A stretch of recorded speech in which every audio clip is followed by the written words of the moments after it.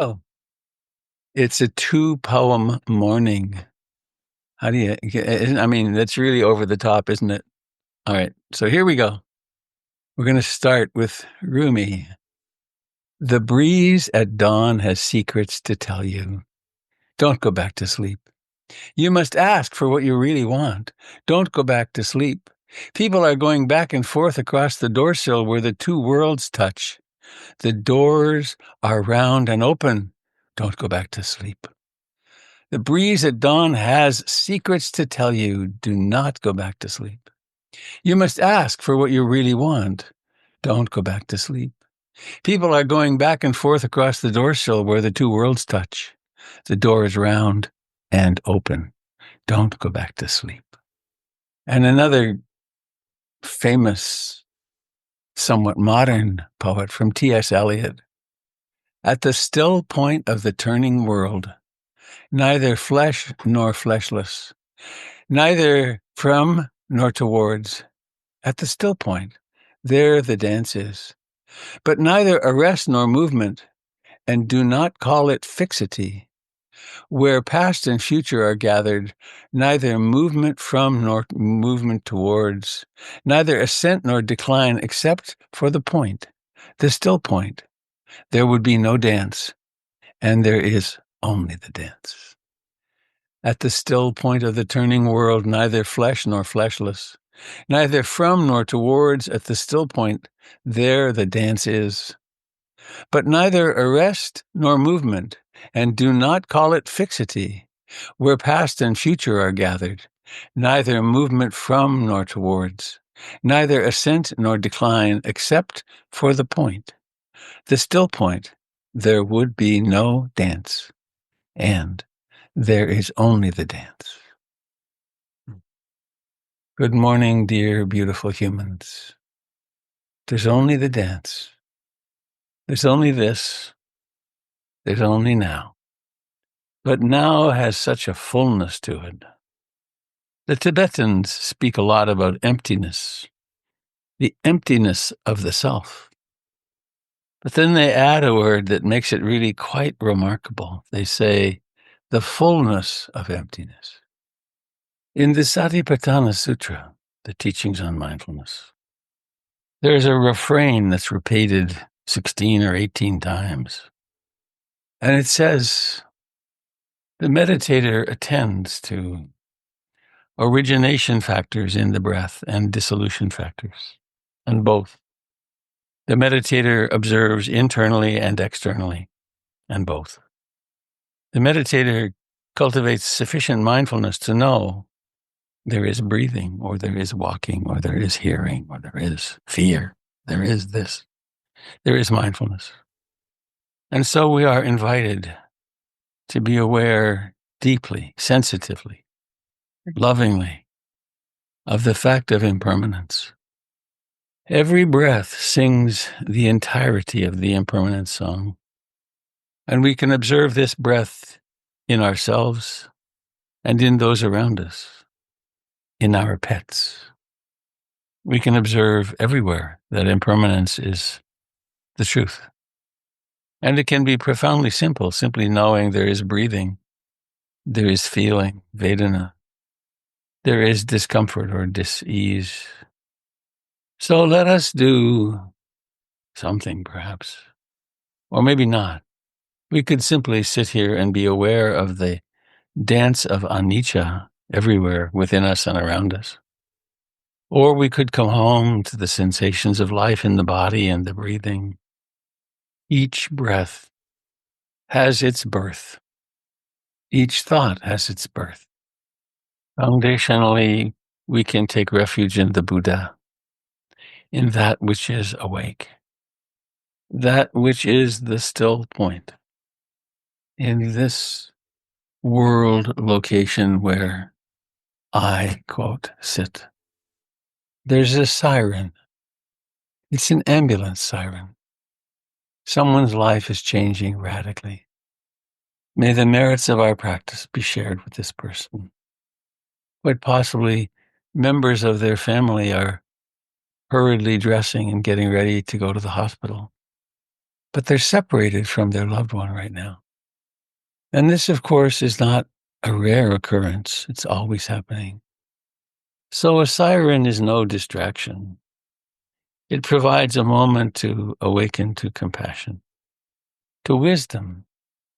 As the Paul Simon song on Graceland says, someone could walk into this room and say your life is on fire. It's all over the evening news. And a reflection like this is intended to motivate us to practice, not to become dismal, not to become hopeless, but in fact, to inspire what the Buddha called ardency. Because we're not just practicing to relieve stress or to become more capable of managing our emotions.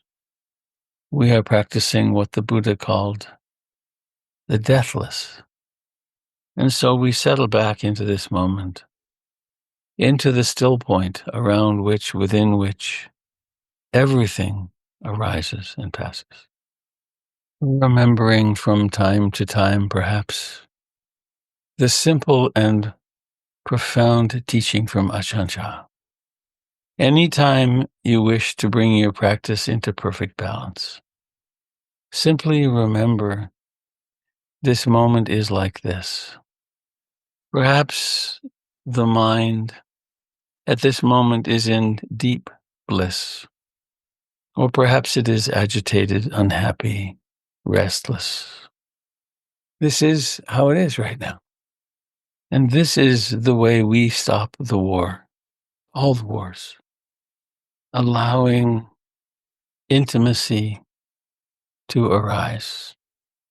There's a perhaps silly, but perhaps helpful articulation of intimacy. In to me see. Allow bare attention to receive the in-breath, the out-breath, the mood, the entire body with its tingling and vibrating, with the mind's propensity to think and plan and be anxious, letting there be room for it all. This is a reading from Tales of a Magic Monastery by Father Theophane. I told the guest master I'd like to become a monk. What kind of monk, he asked. A real one? Yes, I said. He poured me a cup of wine.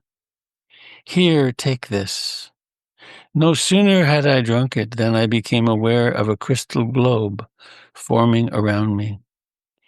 It began to expand until finally it surrounded him too. This monk, who a minute before had seemed so commonplace, now took on an astonishing beauty.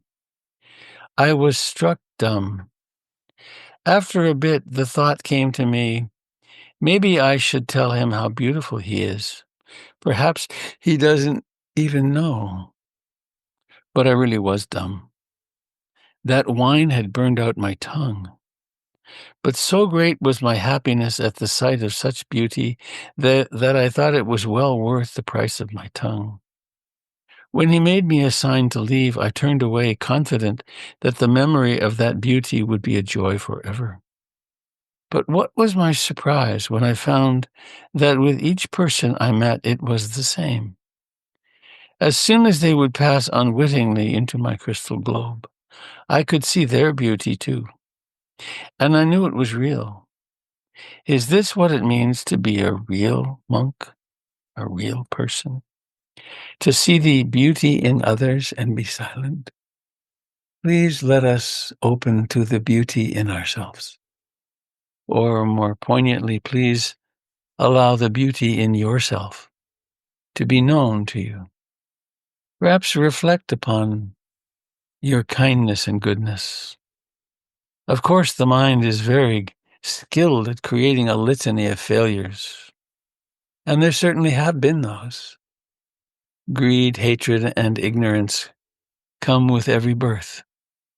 Perhaps allow a little smile to come to the corners of your mouth. Reflect on some kind act or actions you've done in your lifetime. If you doubt this, that there are such things, then there's work to do.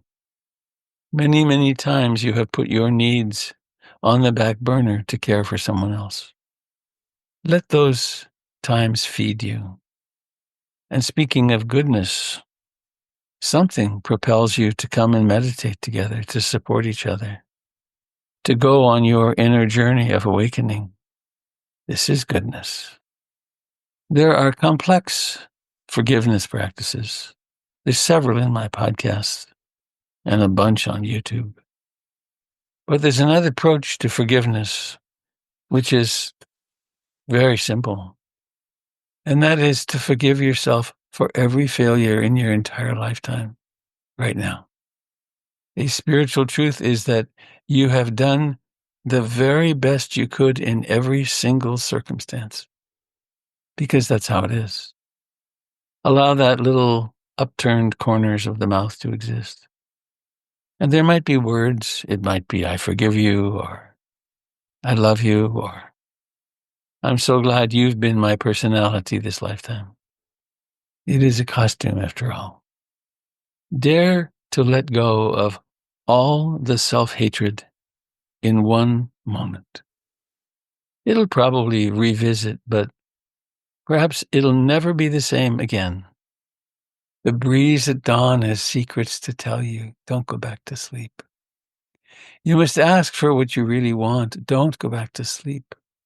People are going back and forth across the doorsill where the two worlds touch. The door is round and open. Don't go back to sleep.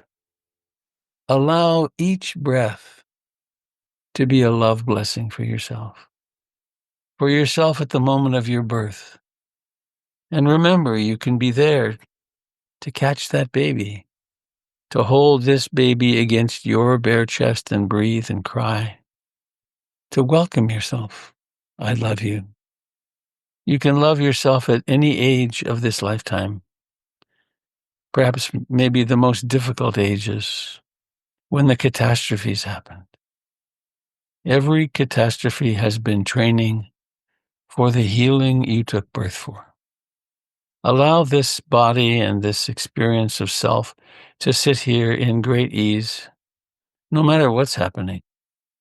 And as we sit inside our crystal globe, think of someone you know and love. Bring them inside your crystal globe. See their unimaginable beauty. And you thought they were an ordinary person. See and know with the heart and mind of blessing. And being here in our small group, allow each and every one of our members of this group to come into your crystal globe. Wish them well. Bless them. Let them bless you. Let that little smile be alive. And now, letting your crystal globe expand to include all beings, the countless beings here on the earth, the almost countless human beings.